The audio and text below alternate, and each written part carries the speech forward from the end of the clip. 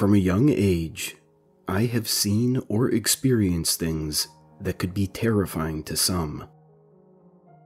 When I was 7, I would stay on my grandparents' farm in Colorado, and while there, I frequently had dreams about a young boy with a brutally injured head speaking to me.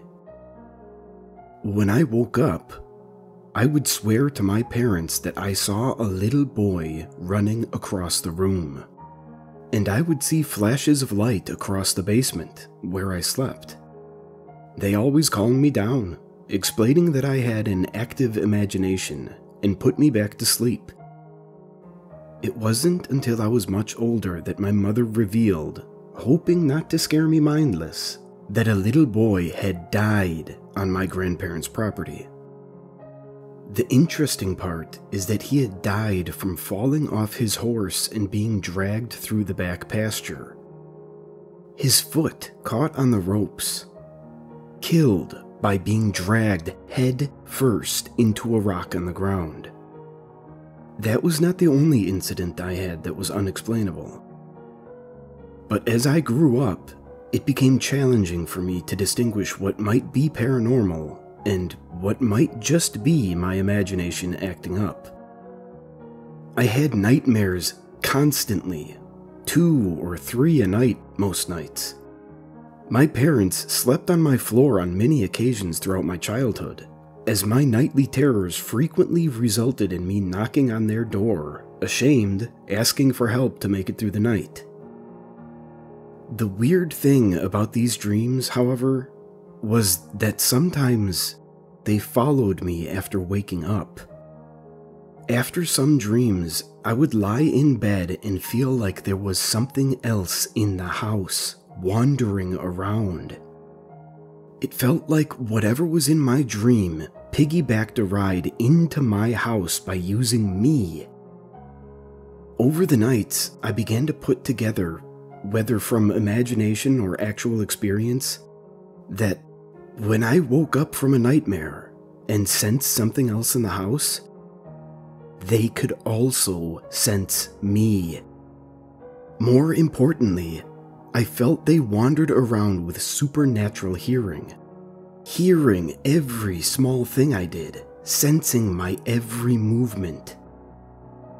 I would hear a rustling down in our kitchen, so quiet that only someone awake and actively listening could catch it, and I would freeze, trying not to make a single sound to hear better.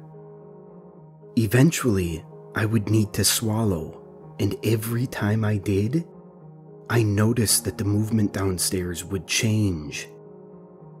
Sometimes it directly related to how many times I swallowed. As ridiculous as it sounds, I would swallow, and then I would hear a footstep going up the stairs. Swallow again, and another step was taken. Naturally, this terrified me, which was part of how I ended up running to my parents' door every night. Luckily, the footsteps never really made it to the top of the stairs, and for the most part, I became used to the process. However, there was one night when everything changed, and the dream I had frightened me in a way that none of my previous dreams had before. I was about 8 years old at this time, and in the dream, I was standing in the living room of my grandparents' house, with my mother, sister, and father standing next to me. My grandparents were nowhere to be found, but the 3 of us were conversing with smiles, happy about something I was unable to put together in the haze of the dream.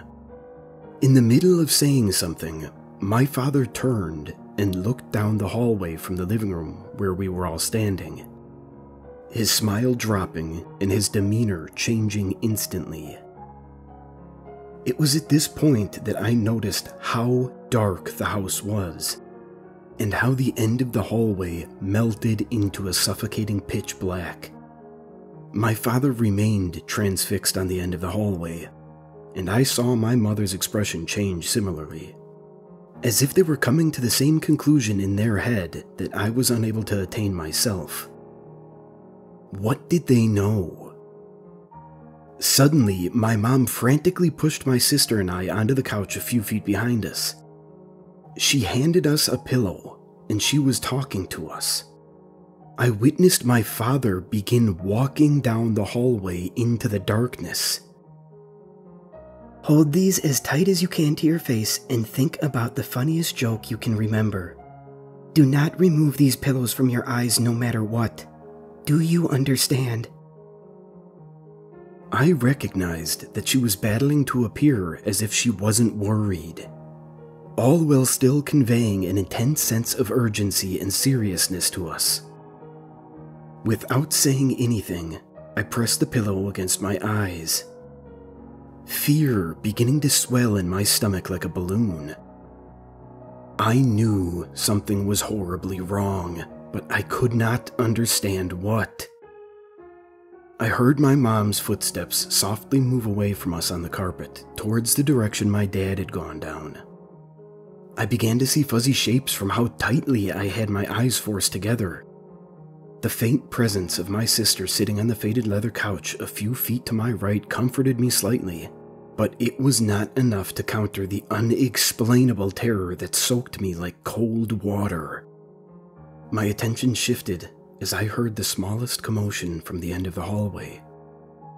Not a crashing or a banging, or even a sound as loud as a normal conversation. The way I remember it, with the sound muffled by the corners of my ears being folded into the coarse pillow, was like a quiet slicing noise. Like what it would sound like to cut through a ripe peach, only a little louder. What happened after this was unexplainable to me.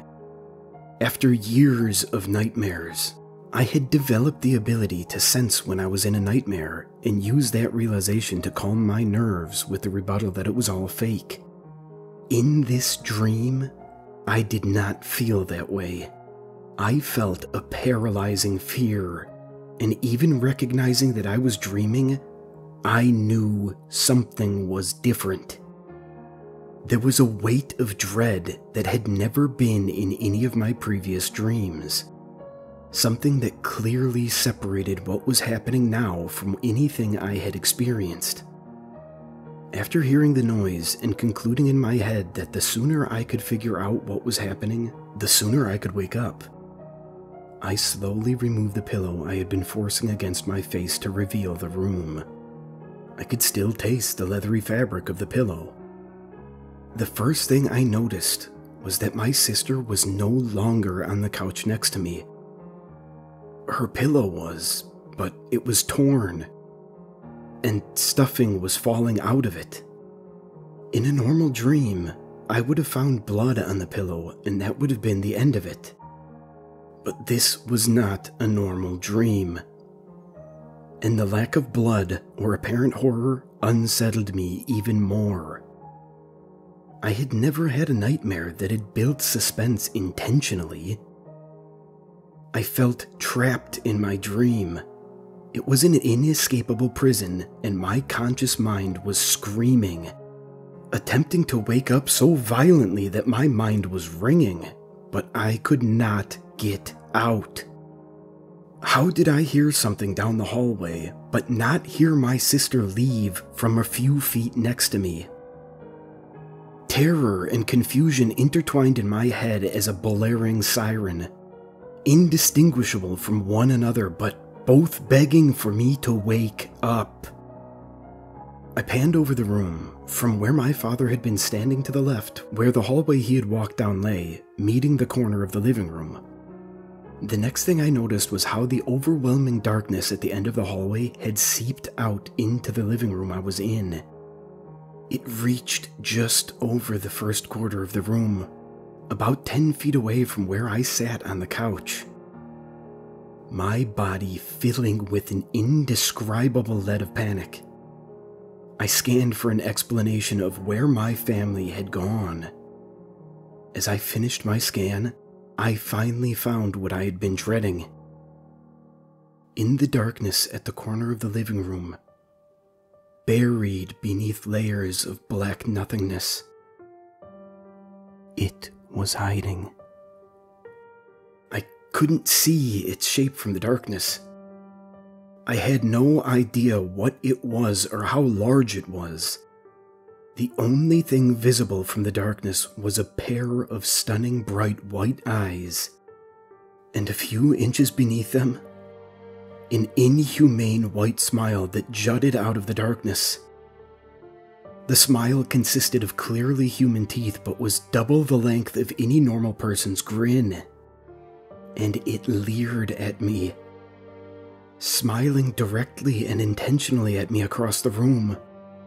It was mocking me, and it had been waiting for my eyes to find it. My heart sank and dread swallowed me whole, and as the smile widened, I was thrust back into my bedroom, finally awake. Upon waking up, for half of a second relief relaxed me, thinking the horror was finally over. The rustling in the kitchen quickly eliminated this feeling. In tandem with the rustling, the almost instant sense that something was in my house draped over my mind. I tried to calm myself, stating that it had done this hundreds, maybe thousands of times over the past few years, and I was used to it. But deep down, I wasn't consoled. I was terrified. Even the presence, which I felt everywhere, was infinitely more overwhelming than anything I had experienced before. The part most frightening was that I knew it sensed me. I felt it crawling around the walls of my mind, listening to me, mocking me. I tried not to swallow, but after about 20 minutes, I failed for the first time. Hyperfixating on not swallowing makes it so incredibly hard not to. You notice how dry your throat is. It feels as if it's swelling with sand. You're drowning in your own saliva, and eventually, you always fail. The normal goal for me was not to make it through the night without swallowing, though. It was only to swallow few enough times to fall back asleep before whatever was in my house took enough gentle steps to make it to my room. I had never allowed anything into my room before, and I tried to reassure myself of that fact after my first failure. Following my swallow, the slight commotion downstairs in my kitchen stopped immediately, and there was a painful silence for a few seconds. I knew better than to be relieved, and following the few seconds of silence, there was a pounding of footsteps downstairs, as if someone was sprinting from the kitchen towards the stairs as fast and as violently as they could. Fear crawled across my skin and down my spine, and I panicked, unsure of what to do but too paralyzed by terror to move. I envisioned the smile standing on the steps, pointing at me as if it could see me through the layers of walls. It felt like more than a vision. I knew the smile was doing exactly what I pictured. I knew it as if it were a fact. I felt it. I lay flat in bed, frozen, and listened as the stampede of footsteps stopped with the first one on the staircase. I knew when the first step hit the staircase, as it always gave off a recognizable squeak from the old wood under the carpet. I tried to compose myself and shut my eyes, desperately trying to recite the lyrics to a song in my head. A trick I used to try and fall asleep faster and distract myself. I was much too terrified for this to work, unable to get the vision of the smile out of my head, and after about another 10 minutes, I swallowed again, furious with myself for failing. Like the first time, the house went quiet, even though there was virtually no noise in the previous minutes, as whatever was on the staircase had remained motionless since finishing its sprint. 3 seconds later, I heard the staircase shake as something pounded up the stairs towards my room, the wood in the banisters shaking and the steps squealing with each progression. At this point, fear was nauseating for me. I began to feel like I was going to either throw up or pass out, and I hoped for the latter. I found myself wishing for death just to escape the feeling, but I couldn't. I couldn't do anything. I tried to weigh my options with the few minutes I had before I would fail and swallow again. I could run for my parents' door at the opposite end of the hallway, but I would go right past the top of the stairs to do so, which eliminated that option for me. My door was open, so I considered trying to shut it and lock it and scream for help. But again, from the top of the stairs, there was a direct line of sight into my doorway, which I could not see as my bed was tucked into the corner of the room parallel to the door. Yet, this option felt vain as well. I knew there were only a few steps from the top of the stairs to my doorway, and based on the speed at which it had been moving, I knew it could reach me before I could close the door. All of these options felt meaningless anyways. I was glued to my bed like a plank of wood, my legs cramping from how tightly I coiled myself, every one of my muscles now painfully stiff. As the minutes went on, I realized that I was stuck, and I genuinely thought I was going to die. There was nowhere to go, nothing to do, and I couldn't fall back asleep or stop swallowing for the rest of the night. I fought as hard as I could, but after 25 painful minutes, I eventually swallowed, as the rest of my body fought it, making it a sort of half swallow. There was complete silence, and I heard no footsteps for at least a few minutes. At the exact point that I began to wonder if I had survived, and maybe the thing had left, my thought was interrupted by the feeling that something was in my room.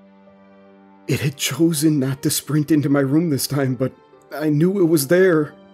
I had been squeezing my eyes shut out of fear, listening intently, and had heard nothing walk towards my room and enter it. Nonetheless, I knew it was within a few feet of me. Somewhere, everywhere, surrounding me and laughing at me. Again, I wished I could die to escape the fear, unable to move at all or even open my eyes. Without hearing anything out loud, I knew something was in my closet across the room. I don't know how I knew, but I did, as if someone placed the thought in my head intentionally.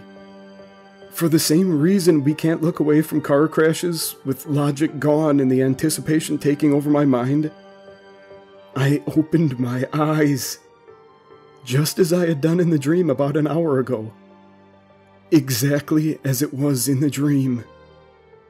Across the room, in the endless darkness of my closet, the same pair of eyes and smile looked back at me. The smile widened just as it did in my dream, but this time there was nowhere for me to go. I couldn't wake up like I did from my dream. Instead, I forced my eyes shut, praying to all gods that might exist to please offer me salvation from what was smiling at me across the room. I prayed and squinted my eyes shut as hard as I could, using all of my willpower to not open my eyes again. There was no noise, no movement in my room, but as I lay on my left side, facing the room and the closet across from me with my eyes forced shut, something leaned over my right shoulder and exhaled a shaky, warm breath into my ear. Within the first second of feeling the breath in my ear, I flew out of my bed, my leg catching on the sheet for a second before I kicked it loose. Refusing to look at my bed or the closet to my left, I tunnel visioned on my door and took off, propelled by an insurmountable amount of fear.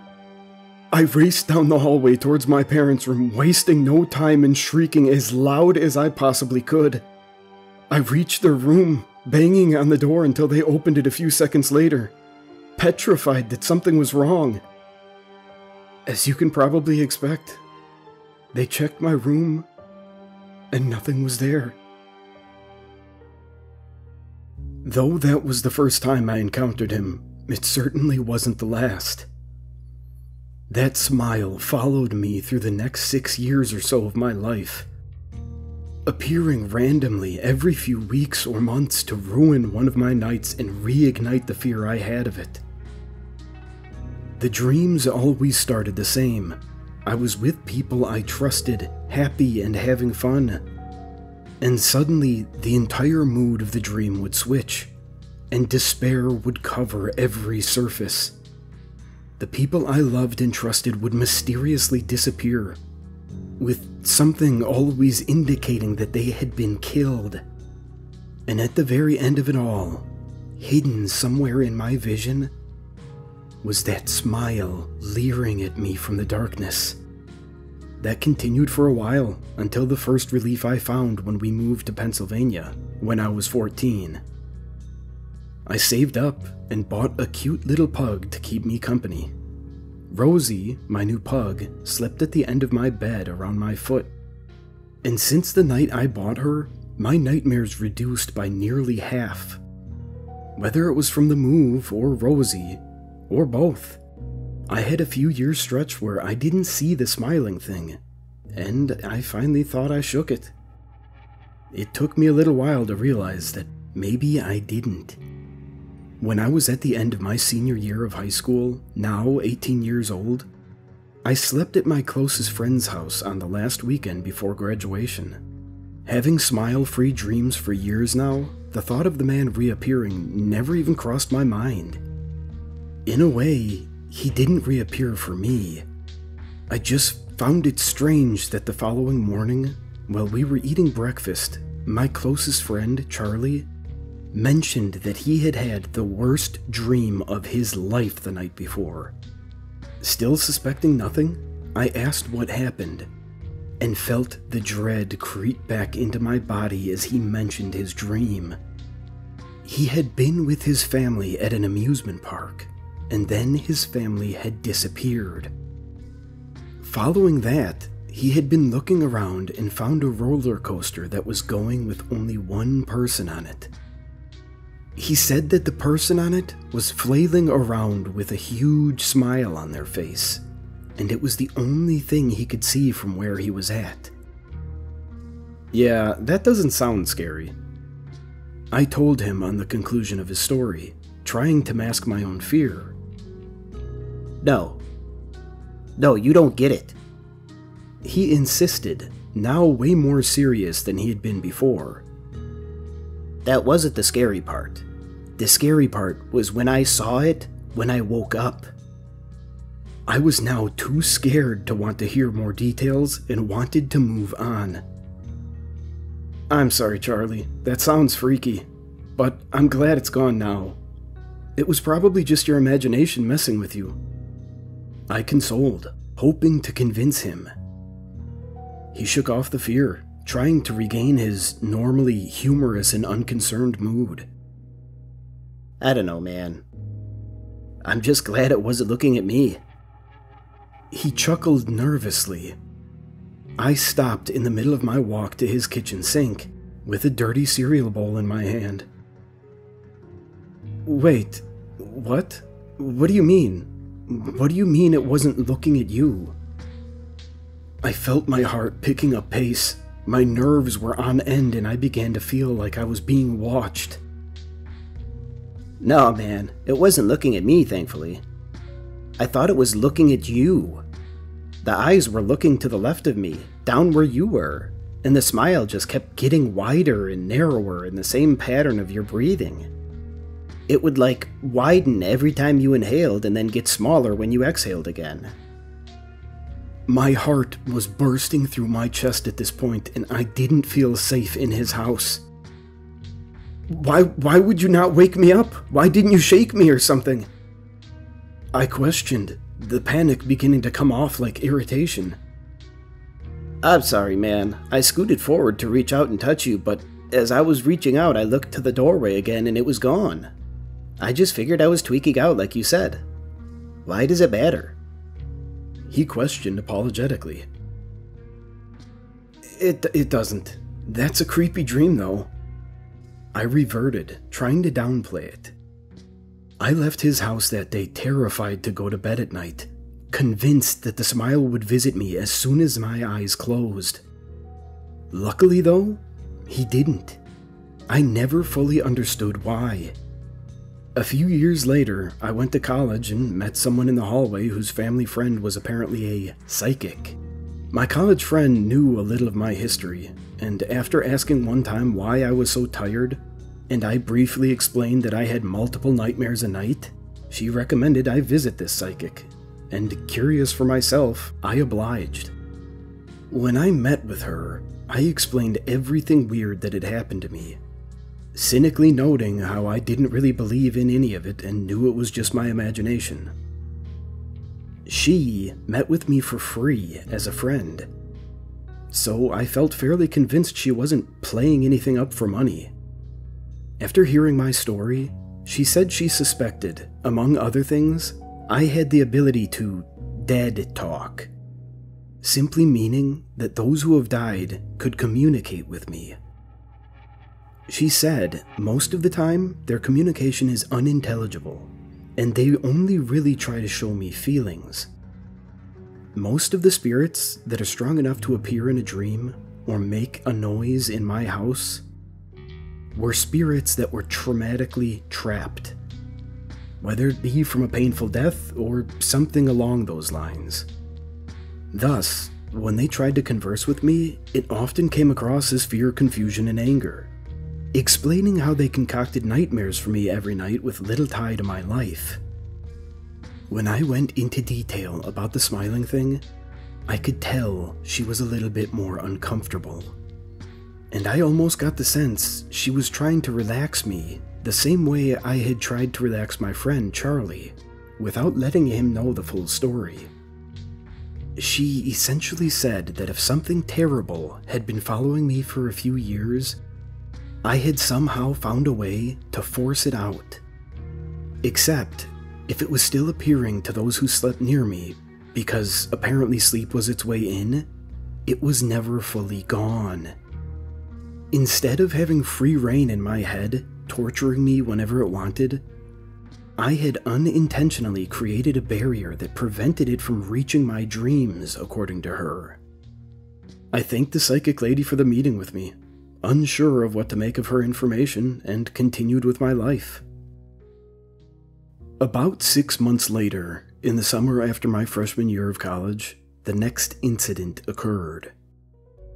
My girlfriend, who I had been dating for a year, was over at my house one afternoon, while my father and mother were home as well, working. My sister was living in Colorado, having moved there during college. My girlfriend was taking a nap in my bed while I was working on my computer to the right of the bed. My mom and I had planned to go to Lowe's.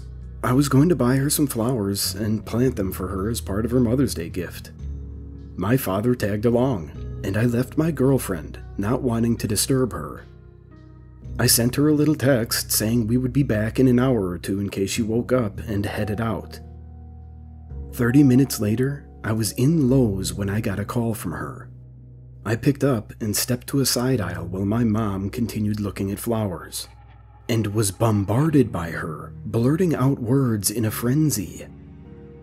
She was clearly upset and was choking out sentences between flowing tears. Eventually, she was able to calm down enough to get out a few broken sentences. I just had the worst dream of my life. Can you please get back home? I really need you. Yeah. I'll be home in like 30 minutes or so. Can you make it that long?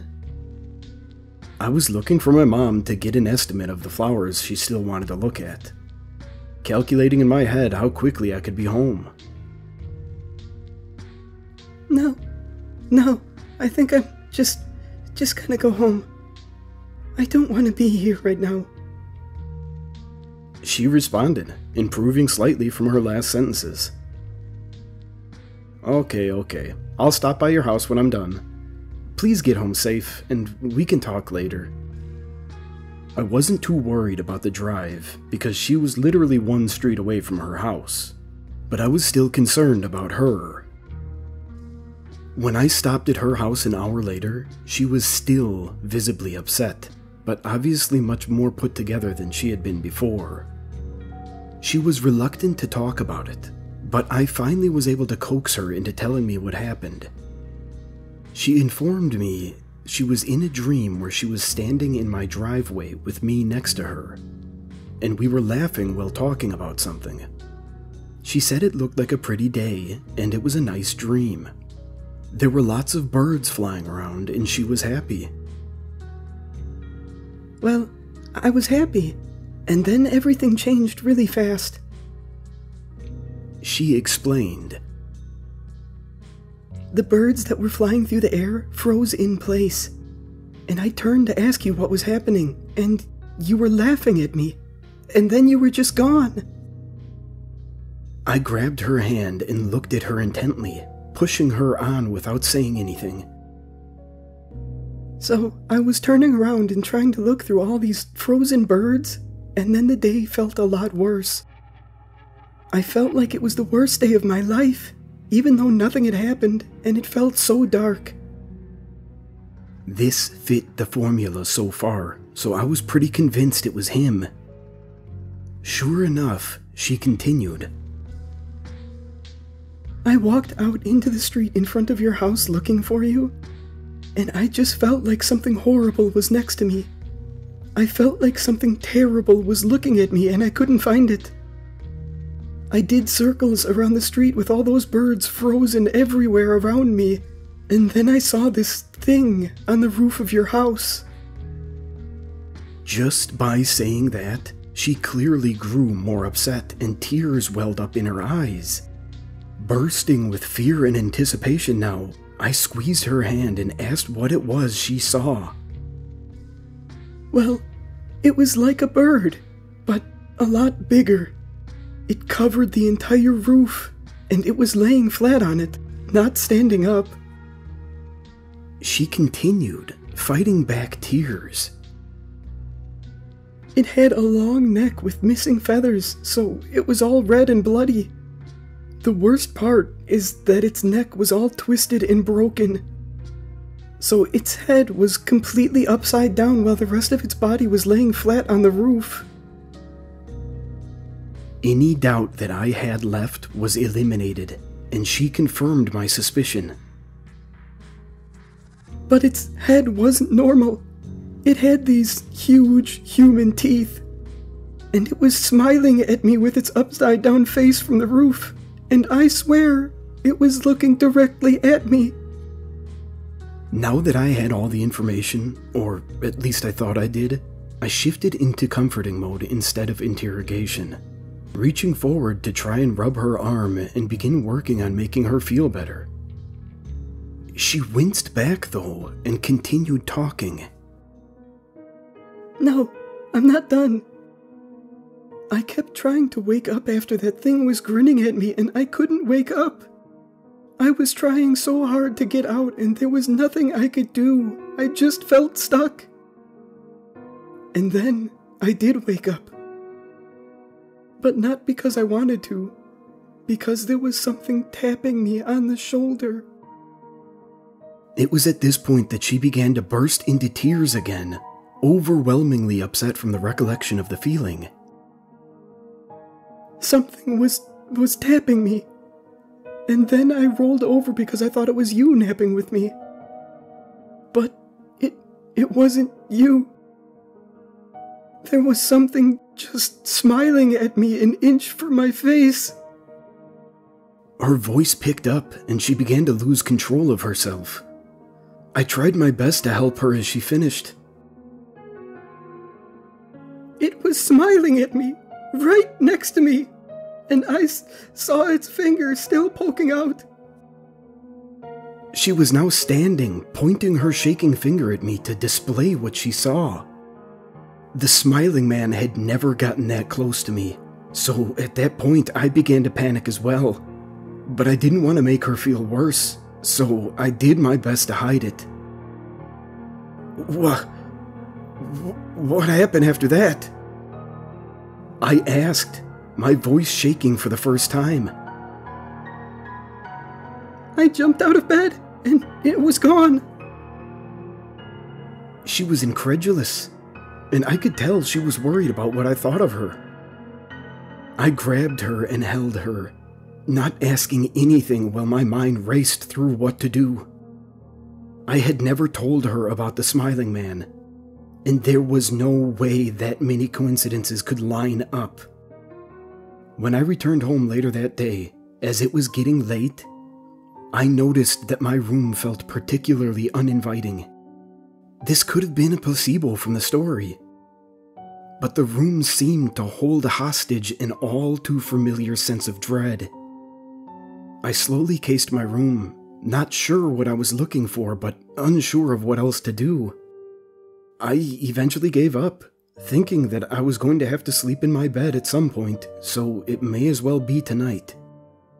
I was thinking about how scary it was that this smiling thing appeared in the sunny hours of the day for the first time ever, when I felt my leg brush against something. I reached down under the blankets, pushing my precious Rosie a little to the side to see what I had felt. What I pulled out from under the blankets made my heart drop again. In my bed was a large bird feather. One about 4 times the size of a crow feather, but of similar color. There was no blood on the feather, no smile, no other message, but it was enough. I knew what he was saying. After years of searching for a way in, a way to finally get close enough to impact me physically, he had done it. This all brings me to today, about a week after I discovered the feather, and my girlfriend experienced the terror I grew up with. I began writing this yesterday afternoon, and I have not slept since. The night after finding the feather, and everyone since then, I have seen him in my dreams. When I woke up, the past few days at least, I have not seen anything. It was almost worse, not being able to see the smile somewhere in my room. I feel his presence. The helplessness looms over me as I sit paralyzed in my bed every night, waiting for him to finally appear. At this point, I am confident this is all part of his game. Years of interacting with him has shown me how clever, and more accurately, evil the smiling man is. Whether he gains something from it, or just does it because he enjoys it, he will bleed out my fear until it is impossible to live with. And I feel like I would tear off my own skin just to escape. Even worse, he's smart about the way he appears, and does it almost insultingly, as if to emphasize to how powerless I am.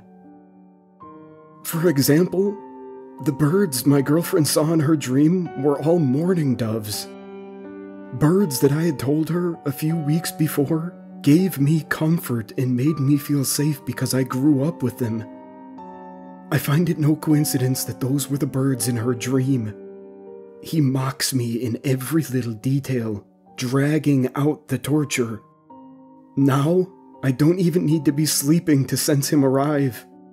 Even in the middle of a warm summer day, I notice something watching me while I'm out mowing lawns. The trees sway in the wind and I catch the silhouette of something behind the leaves every few seconds. I never can find him, but I know exactly when he appears. Feeling the cold seep into my skin, I put up with it for a few days, but concluded that if he was this powerful while I was awake, the next time I slept would be the last for me. Thus, that is why I haven't slept in a day, and why I have begun writing this as both a coping mechanism for what I believe is my final day alive, and hopefully a warning to anyone else. You may wonder why I'm just giving up so easily, why I'm not going to a priest or calling anyone, or trying to stay near my family. The simple answer is, I don't think it will matter. He clearly has found a way into the minds of any of my friends or family just from sleeping in the same room as me. and now he's apparently more alive than ever before. I don't know what sanctuary anyone could provide for me. In fact, they would probably just be killing themselves as well. As far as a priest or supernatural help goes, I did try. I called the psychic lady I talked to a few days ago, and clearly sensing my panic, she tried to reason out with me what was going on. A few minutes into our call, I began to feel like I had someone I could rely on for support. Yet, while detailing which crystals to buy, she concluded her recommendations by saying, "In the end, you know it won't really matter anyways. He is already there. He is all around you, watching and laughing, and no crystal will be able to stop him." Can't you see me right now? The switch to first person at the end of the sentence, paired with the lowering of the voice into a deep guttural octave, confirmed to me that I was not talking to the psychic lady over the phone. I did not know if I had ever been. That's my entire point. I don't know what is real or what is a game anymore. His real form is so well shrouded by layers of false security that reaching out for help only stresses me out more. I would prefer to just die than being built up and let down repeatedly. My eyes are watering typing this. I feel the exhaustion beginning to catch up to me. However, I have one last act of defiance.